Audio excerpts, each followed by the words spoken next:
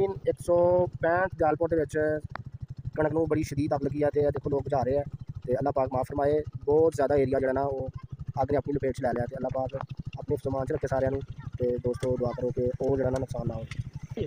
देखो नाज़रीन बहुत ज़्यादा लोग जो ना वो अग बुझाने के मसरूफ है तो अल्लाह पाक माफ़ फरमाए। देखो इतों एरिया शुरू होंदा तो यह देखो जी पूरा एरिया ना अपनी लपेट च लै लिया अग ने 165 हरसाकोट के दरम्यान तो 165 दियालपुर के दरम्यान लगी अग। देखो अग के किस तरह छोले उठ रहे हैं बंदे बेशुमार पिंड वाले ने मेहनत करके इनू बुझाने की कोशिश की है तो तकरीबन आलमोस्ट तकरीबन बुझन के मुकाम के लग लगी है लेकिन फिर दोबारा ना कोई छोला बट पैंदा। देखो सारा पिंड यकजा होकर इनू कवर कर रहा वा तो अल्लाह पाक माफ़ फरमाए। देखो ना कितने लोग आए ना इनू कवर करने वास्ते तो अल्लाह पाक इन्होंने हिफाजत फरमाए।